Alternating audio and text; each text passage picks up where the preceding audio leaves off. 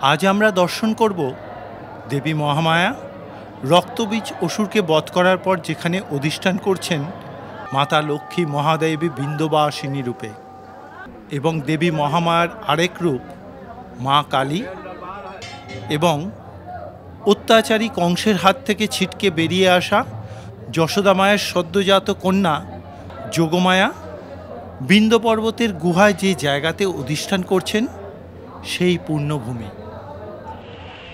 সুপ্রভাত বন্ধুরা, চলে এসেছে আর এক মহাতীর্থক্ষেত্রে, যে জায়গাতে দেবী মহামায়া অধিষ্ঠান করছেন। এই জায়গাকেই দেবী মহামায়ার আবাসস্থল বলে ধরে নেওয়া হয়। বৃন্ধ্যাচল এ হলো এক মহাতীর্থক্ষেত্র। পুরাণ মতে এই বৃন্ধ্যাচলই হল আদিশক্তি মহামায়ার এক রূপ, দেবী দুর্গার আবাসস্থল।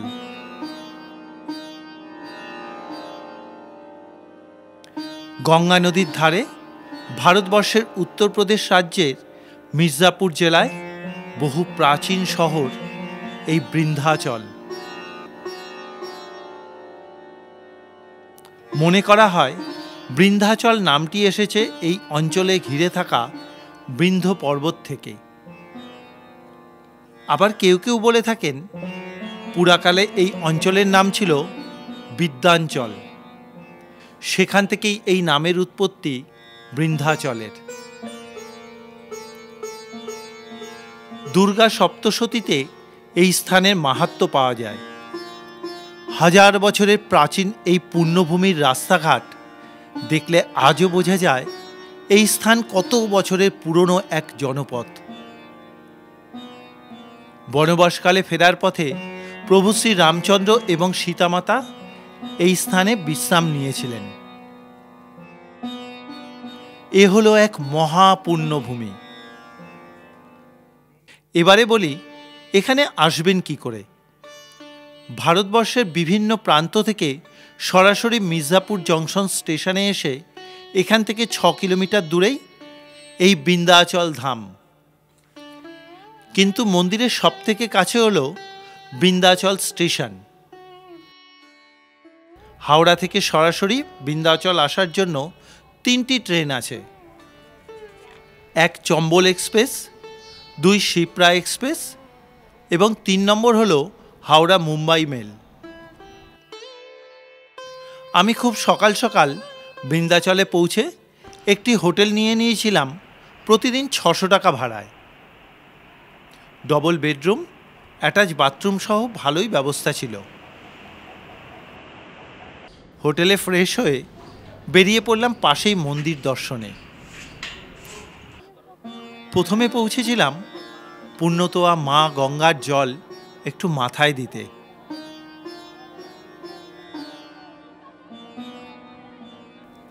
এবারে গঙ্গার সিঁড়ি দিয়ে উঠে চললাম মন্দিরের দিকে। জানতে পারলাম বৃন্ধ্যাচলে ঘন বসতির কারণে মন্দিরে ভক্তদের আসতে আগে খুব অসুবিধা হতো। তাই বর্তমানে উত্তরপ্রদেশের প্রশাসন দেশ বিদেশ থেকে আগত ভক্তদের যাওয়া আসার সুবিধার্থে কাশী বিশ্বনাথ করিডোরের মতন বিন্ধ্য করিডোর তৈরি করে দিয়েছেন। সম্পূর্ণ রাজস্থানী বেলে পাথর দিয়ে সুন্দর করে সাজানো হয়েছে এই অঞ্চলটাকে। আমি করিডোর ধরে এগিয়ে চললাম মন্দিরের দিকে। কিছুটা এগোতেই মূল মন্দিরের প্রবেশদ্বারের কাছে পৌঁছে গেলাম।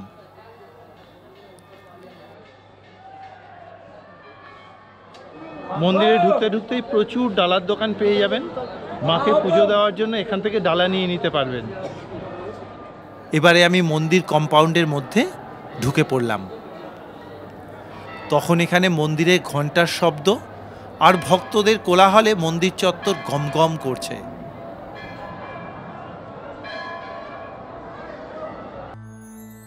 এই হলো মা বিন্ধ্যবাসিনীর মন্দির। এখানে মা বিন্ধ্যবাসিনী মা লক্ষ্মীরই এক রূপ হিসেবে অধিষ্ঠান করছেন। মন্দিরের চারদিকে ঘোরানো পথ তৈরি করা হয়েছে পরিক্রমার জন্য।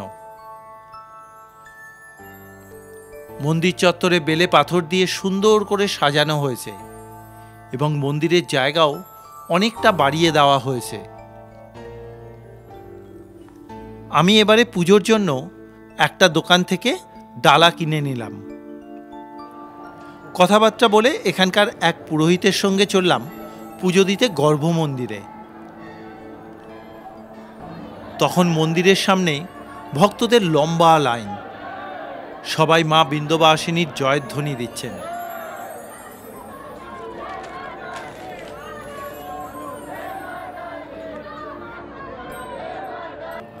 আমিও পুরোহিত মশাইয়ের পিছু পিছু লাইনে গিয়ে দাঁড়িয়ে পড়লাম।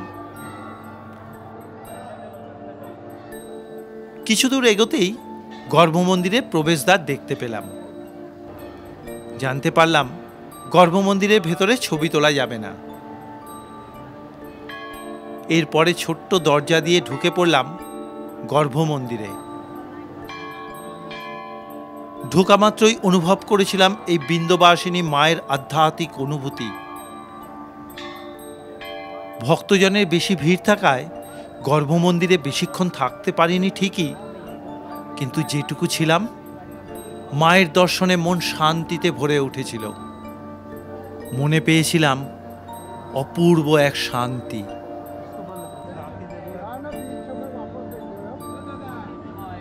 এবারে দর্শন করলাম মন্দিরের পাশেই বটুক ভৈরব বাবাকে। অপূর্ব দর্শন, অপূর্ব। মাকে নিশ্চিন্ত মনে সুন্দরভাবে পুজো দিতে পেরেছি। বেশ কিছুক্ষণ দাঁড়িয়ে ওখানে মাকে দর্শন করতে পারলাম। এই যে পুজো দিয়ে বেরোলাম, মনটা যে কতটা শান্তি পাচ্ছি। আমি সেই কবে থেকে টার্গেট নিয়েছিলাম যে বিন্ধ্যবাসিনী মায়ের দর্শনে আসব, কিন্তু কি করব, প্রয়াগরাজে এত ভিড় ছিল, প্রচুর লক্ষ লক্ষ মানুষ এখানে এসেছেন। আমি এতটা ভিড়ের মধ্যে আসতে চাইনি, কারণ মায়ের দর্শন তখন খুব একটা ভালোভাবে করতে পারতাম না বলে আমার ধারণা ছিল। অবশ্য মা যদি চাইতেন তাহলে তো নিশ্চয়ই হতো। অপূর্ব লাগলো। আজকে মন্দির চত্বর অনেকটা ফাঁকা, খুব সুন্দরভাবে দর্শন করলাম। শান্তি শান্তি, সত্যিই শান্তি। এই মন্দির ক্ষেত্রে বেশ কিছু মন্দির আছে। প্রথমেই দর্শন করলাম মা সরস্বতী মন্দির।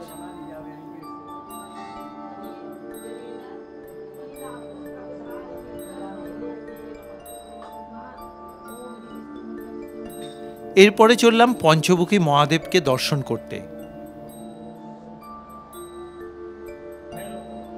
পৌঁছে দেখলাম একই জায়গায় 5টি বিভিন্ন আকারের শিবলিঙ্গ রয়েছে। আমি মহাদেবকে প্রণাম জানিয়ে বেরিয়ে পড়লাম। মা বিন্ধ্যবাসিনী মন্দিরের পাশেই রয়েছে বহু পুরনো এক বট গাছ।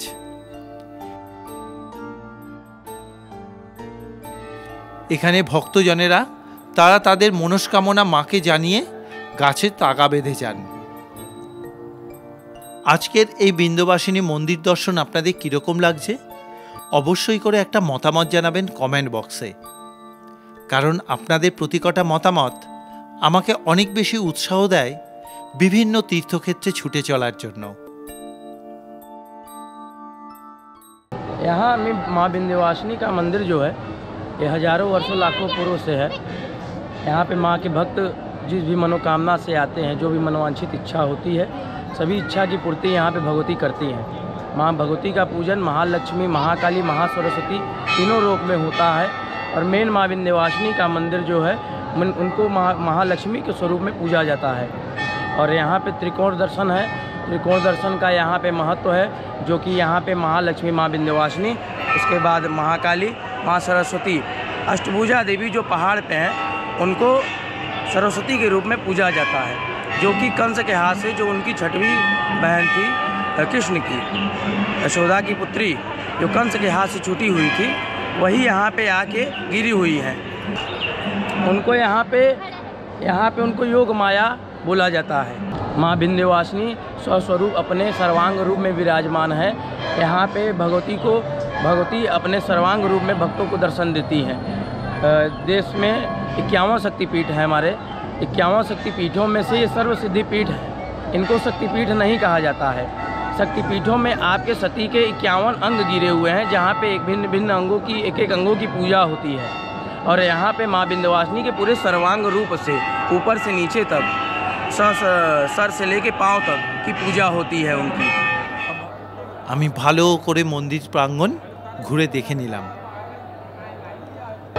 এখন আপনাদেরকে নিয়ে যাব দেবী যোগমায়া কংসের হাত থেকে ছিটকে গিয়ে যে জায়গাতে অধিষ্ঠান করেছিলেন সেই পুণ্যভূমি দর্শন করতে। এই মন্দির ক্ষেত্র থেকে মাত্র 5 কিলোমিটার দূরে, চলুন সেই জায়গাতে যাওয়া যাক। এবারে আমি মন্দির ক্ষেত্র থেকে বেরিয়ে এলাম।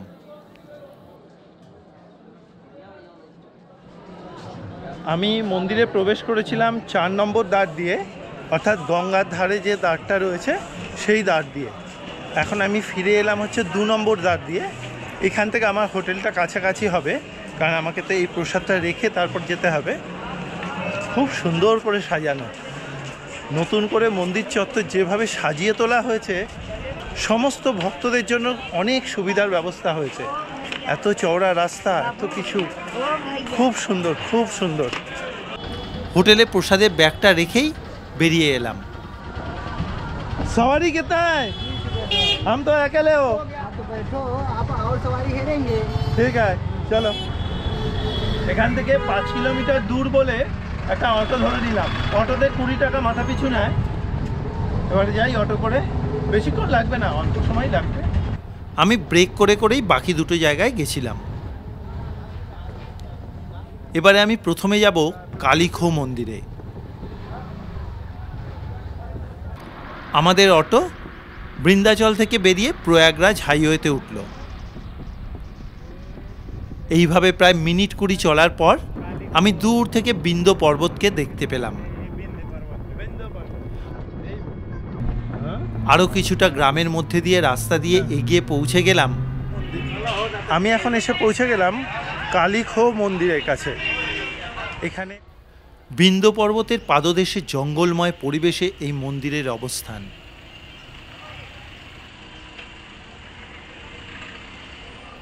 এবারে এগিয়ে চললাম মন্দিরের দিকে।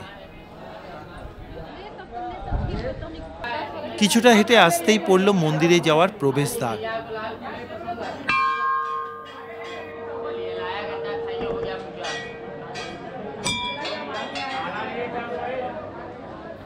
ঢুকে পড়লাম মন্দিরে।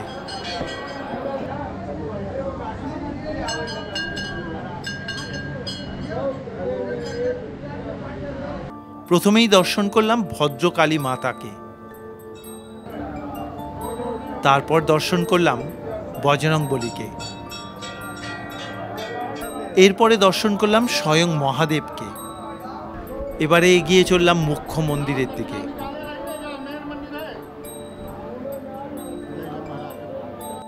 এই হলো মা কালী। মাকে দর্শন করা মাত্রই মনে পেলাম এক শান্তি, অপূর্ব দর্শন।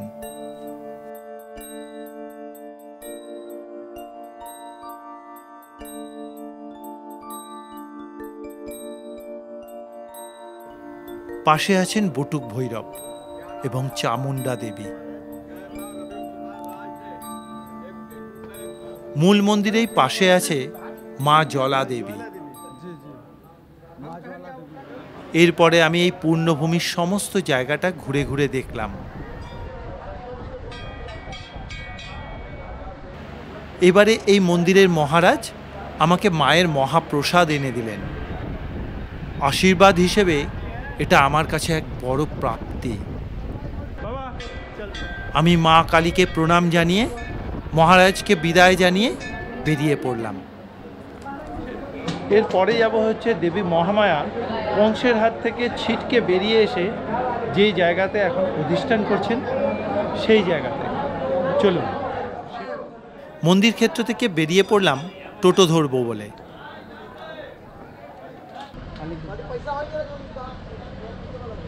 भैया अष्टभुजा जाना है, कितना कितना 20 रुपया। चलिए। কালীখো মন্দির থেকে 2 কিলোমিটার দূরে রয়েছে যোগমায়া মন্দির বা অষ্টভুজা সরস্বতী মন্দির। প্রায় মিনিট 10 টোটোতে আসার পর এই এখন এসে পৌঁছে গেলাম অষ্টভুজা দেবী মন্দিরের প্রবেশদ্বারে। এখান থেকে আমাদেরকে হেঁটে উঠতে হবে 200 মিটার মতন সিঁড়িপথ ধরে পাহাড়ের ওপর দিকে। মন্দিরে যাওয়ার পথে পুজোর ডালার অনেক দোকান রয়েছে। প্রায় 250 মিটার মতন হেঁটে এসে এই প্রথমে সিঁড়ির যে প্রবেশদ্বার সেখানটাতে পড়লাম। এখান থেকে কিন্তু 100টা সিঁড়ি ভেঙে ওপর দিকে উঠে তারপরে মায়ের দর্শন পাবো। চলুন তাহলে যাওয়া যাক।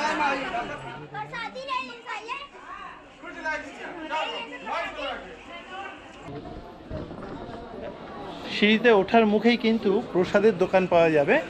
এই সমস্ত জায়গা থেকে আপনারা প্রসাদ নিয়ে নিতে পারবেন মাকে পুজো দেওয়ার জন্য। আমি পুজোর জন্য ডালা কিনে নিলাম। এবারে এগিয়ে চললাম সিঁড়িপথ ধরে।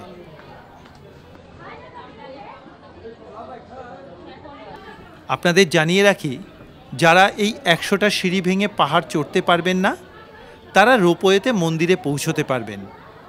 রোপওয়ের একদিকের ভাড়া 40 টাকা, আর আসা এবং যাওয়া দুদিকের ভাড়া মিলে ভাড়া পড়ে 70 টাকা। আমার হেঁটে উঠতে কোনো অসুবিধা হয়নি।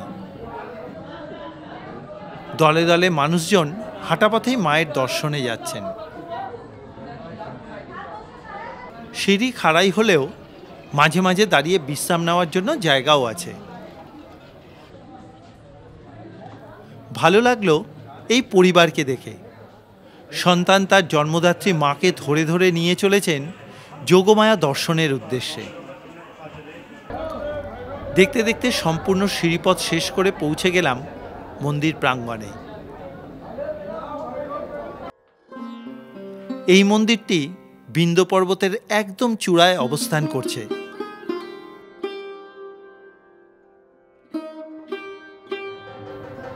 দাঁড়িয়ে পড়লাম গর্ভমন্দিরে যাওয়ার লাইনে।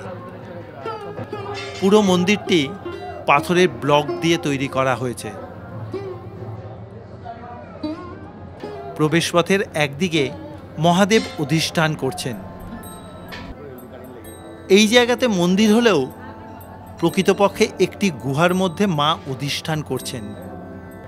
কথিত আছে, মথুরার রাজা কংসের বোন দেবকীর ঘরে অষ্টম সন্তান রূপে ভগবান শ্রীকৃষ্ণের জন্ম হলে বাসুদেব তার বন্ধু নন্দরাজের ঘরে রেখে আসেন এবং নন্দরাজের স্ত্রী যশোদার গর্ভে সদ্যজাত কন্যা সন্তানকে নিয়ে এসে কংসের কারাগারের মধ্যে দেবকীর পাশে রেখে দেন।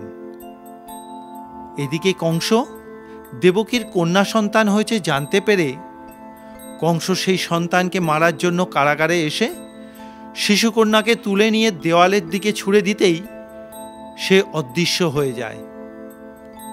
সেই শিশুকন্যা সন্তানই হলেন দেবী যোগমায়া। সেই তখনই তিনি কংসের হাত থেকে ছিটকে বেরিয়ে গিয়ে অদৃশ্য হয়ে বিন্ধ্য পর্বতের এই গুহায় অধিষ্ঠান করছেন। এ হলো এক মহাপুণ্যভূমি। এবারে আমি সরু পথ ধরে গুহার মধ্যে প্রবেশ করলাম। প্রবেশ করা মাত্রই আমার সারা শরীর শিহরিত হয়ে উঠল। কিছুক্ষণের জন্য আমি স্থির হয়ে দাঁড়িয়ে পড়লাম। এরপরে আমি মায়ের দর্শন করলাম। মা যোগমায়া এখানে গুহার দেওয়ালে স্বয়ংভূ দেবী হিসেবে অধিষ্ঠান করছেন। কি অপূর্ব তার রূপ, ভাষা দিয়ে প্রকাশ করা যাবে না। আমাকে এই মন্দিরে মুখ্য পুরোহিত দেবী মায়ের পায়ে কংসের আঙুলের চিহ্ন দেখালেন।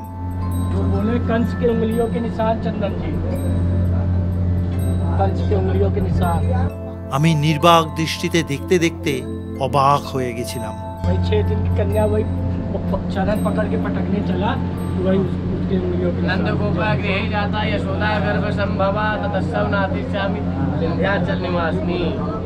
আমি মাকে পুজো দিয়ে প্রণাম জানিয়ে বেরিয়ে পড়লাম। এবারে চলে এলাম মা যোগমায়ার অখণ্ড জ্যোতির কাছে। इसको मार्कंडेय ऋषि ने जलाया था। ये जो 24 घंटा निरंतर कंटिन्यू 365 दिन चलता रहता है, कभी खंडित नहीं किया जाता है, अखंड। इसको मार्कंडेय ऋषि ने जलाया था, अखंड जो। আজকের এই যোগমায়ার গুহা মন্দির দর্শন আপনাদের কীরকম লাগলো একটা মতামত জানাবেন কমেন্ট বক্সে, কারণ আপনাদের প্রতি কটা মতামত আমাকে অনেক বেশি উৎসাহ দেয় বিভিন্ন তীর্থক্ষেত্রে ছুটে চলার জন্য। অপূর্ব অপূর্ব, মায়ের আশীর্বাদই চলি আমি পেলাম, এটা স্বয়ং মাই ব্যবস্থা করে দিলেন। সত্যি এই জীবনে অনেক পুণ্যের ফল বা পূর্বজন্মের পুণ্যের ফল, তবেই এই সমস্ত জিনিসগুলো পাচ্ছি। এই চলির কোনো মূল্য হয় না। অপূর্ব। ये माँ अष्टभुजा महासरस्वती योग माया का दरबार है। भगवान श्री कृष्ण की बहन यशोदा जी की पुत्री, वही कंस 8वीं संतान समझ के पटकने चला तो उसके हाथ से उड़ के आकाशवाणी हुई, तू मुझे क्या मारेगा, तुझे मारने वाला गोकुलाम पैदा हो चुका है। वही माता माँ योग माया है। नंद गोपा गृह जाता है यशोदा गर्भ संभुआ ततस्यो नातिस्वामी विंध्याचल निवासी। भगवान श्री कृष्ण की बहन यशोदा जी की पुत्री माँ द्वापर युग से यहाँ विराजमान है। माता केवल 6 दिन के कन्या रूप में माई का पूजन होता है। ये पूरे भारत में कल विंध्य क्षेत्र, विंध्य पर्वत एक ऐसा क्षेत्र है कि जहाँ पे माँ विंध्यवासिनी, महालक्ष्मी, महाकाली, काली खो, महासरस्वती, माँ अष्टभुजा तीनों देवियों का पूर्ण रूप में दर्शन होता है। बाकी वैष्णो देवी में जब आप जाएंगे तो तीनों देवियों का पिंडी दर्शन होता है। केवल एक विंध्य क्षेत्र ही ऐसा क्षेत्र है कि तीनों देवियाँ अपने पूर्ण रूप में विराजमान हैं। जय माँ। আমি পুরোহিত মশাইকে বিদায় জানিয়ে এগিয়ে চললাম। এবারে এসে পৌঁছলাম আরও একটা গুহা মন্দিরে। সরু প্রবেশ পথ দিয়ে মাথা বাঁচিয়ে গর্ভ মন্দিরে প্রবেশ করলাম।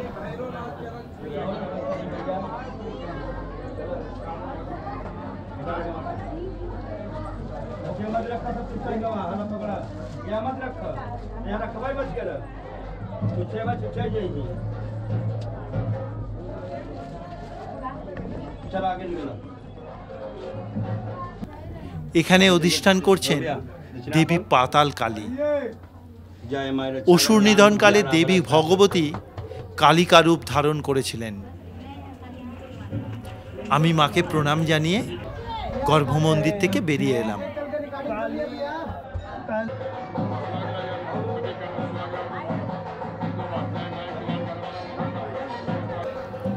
এই মন্দির চত্বরে আরও বেশ কিছু মন্দির রয়েছে, আমি সেগুলো আস্তে আস্তে দর্শন করে নিলাম।